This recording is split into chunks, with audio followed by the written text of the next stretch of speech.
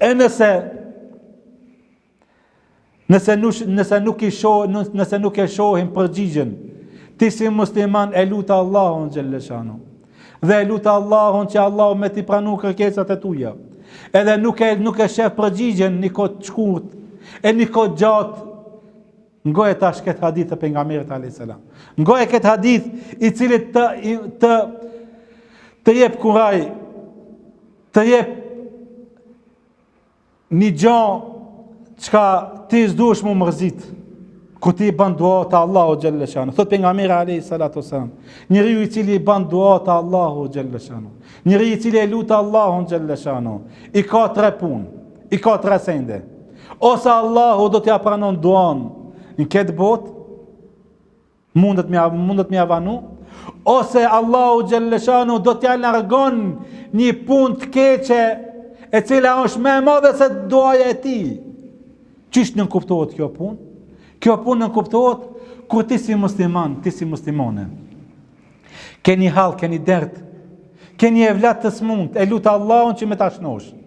Por, në caktimin e Allahu xhalleshanu është që Allahu me ta marrë qatë evlat, me ja marrë shpirtin, e ti a je razi që Allah me ja marrë shpirtin, apo me qatë smuje ti me bu sabër, me u knash me evlatin tanë. Se cili prej nesh do të thot që ma mirë me qatë smuje me vazhdu, se sa me ja marrë shpirtin e evlatit tem. E ti kur bën dua që Allah me e shëndosh, ti duaja jote Allahu xhalleshanu e ka pas caktim që m'ja marrë. E duaja jote e pengon caktimin e Allahu xhalleshanu, që Allahu mos t'ja merr shpirtin atij njeriu. Atëherë Allahu xhalleshanu ta lën ti evladin ashtu macmuje që ti mu knash në dunjë. E pastaj Allahu xhalleshanu kur don ja merr shpirtin atina. Për këtë shkak e dyta thot pejgamberi alayhis salam, ose Allahu do ta largon një punë të keqe, një punë të keqe e cila është më e madhe se sa ajo duaja jote, ose e treta është ose Allahu xhalleshanu do ta kompenzon me xhennet ditën e Kiametit.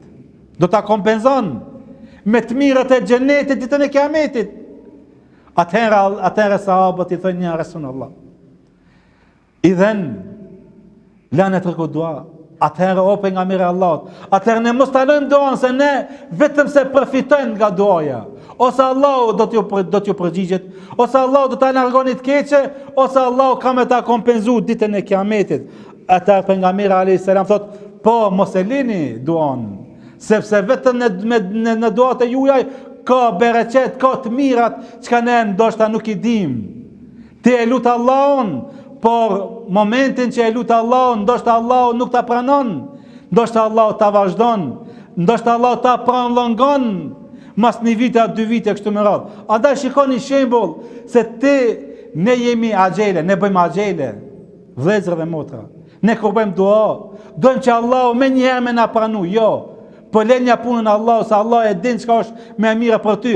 Ka mundësi mas 1 vite apo 2 vite e 3 viteve. Janë një shembull. Ti si bab dhe ti si non. Kur e vladi jot, djali jot, vajza jote bën potera, është zavrak në shtëpinë tënde. Ti shkon dhe e përzen, e largon nga shtëpia. Jam shel shtëpinë, jam shel derën. E vladi, djali apo vajza, shkon djathtë dhe të majt. Nuk ka rrugdalje. Nuk ka kush e pranon. Kthehet ku? Të kthehet prapë te nona dhe te baba. Kthehet prapë te shtëpia. Edhe i bie derës, i bie zilës.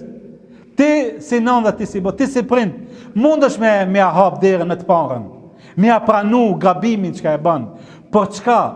Ne si zakonisht e lojmë pak një 1 minutë, 2 minutë, le ta ndjeje atë dhimbjen, le ta ndjeje atë si është fajtor ai e vlat, se përsdyti mos ta bën atë gabim. Mos kthehet në atë gabim çka e bën. Le të kthehet, le të kanë, le të mërzitet, sepse nuk ka rrugdalje vetëm se shtëpia e tij, shtëpia e saj. Nuk ka kush që ja kthen, që ja hap derën vetëm se baba apo nona. Për këtë çka ka Allahu xhalleshanu, nëherë po don ne më u lut, më u mërzit, që me thonë që ti o filan nuk ka rrugdalje përpos Rabbul Aleminit, përpos Allahu xhalleshanu. Për këtë çka Allahu xhalleshanu nëherë po don neve me vënimin e dua e përgjigjes, po don që ne ta bëjmë tërbije, edukat dhe vetën, që ne mos ta lojmë duan, se në herë ka mundësi me Allah me ta pranu duan. Me ta pranu Allah duan, edhe ti në atë moment me elon duan. Edhe me thonë Allah ma pranoj edhe me elon. Po Allah don që ti vazhdimisht me bo dua, edhe në fund që Allah me ta pranu. Ja edhe një shembull konkret. Kur ti të vano duaja jote, kur duaja jote vanon nga Allahu xhelle shanu. Në herë njeriu kur punon te baba, te shefi, baba si bab, prindi si prind, në rogën e asoj mujt, që ti kur ki punu me rogë te baba, te shefi, te apo te daja, te migja, edhe aj që ta ka dash të mirën ty, e ta ka marrë një rogë, edhe ka investu me një investim që ka ti nuk e din. Edhe pas taj, pas një kohë, a investimi që asoj rogës tonde, u ka shumu, sa, një Allah e di. Mundet 1.000, 2.000, 10.000, 100.000 euro kështu me radhë. E ti vjen dhe i thot Allah, dhe i thot prindrit apo dojës, apo halës nuk është më rëndësi, dhe i thot, a ka mundësi që atë rogën që s'ma ke dhonë 2010 apo 2015, apo vitin e kalum, a ka mundësi që atë rogën si jam zorë.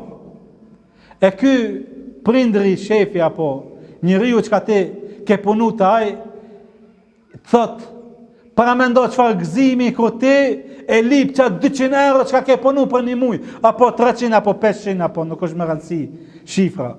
Po e lip qatë rogën, po që e në roga jote të ka investu, të ka bo, e ka shumë fishu atë rogën tonde. Edhe vjen shefi, vjen prindri dhe thot, o filan, roga jote është kjo, 1 milion euro, kjo 100.000 euro, e kështu me radhë. A thu valë, ka gëzim matë madhë, për atë njeri i cili prit që mi ardhon 200 euro, jep 100.000 apo 1 milion euro. E kështu është puna jonë me Allahun xhelle shanu. Ne presmi që për një punë që Allah me na pranu, ama ta dini se kur Allahu xhelle shanu ti pranon duat e tuja, atër vin të mirët e Zotit një pas një që ti nuk i ke prit. Që ti nuk e ke prit prej Zotit tanë që Allah me t'i dhonë që ato të mira. Ti ke kërku për Allah të një të mirë. Allah ti ka dhonë 1, 2, 3, 5, 10, 100. Kështu është puna jonë me donë të Allahu xhelle shanu.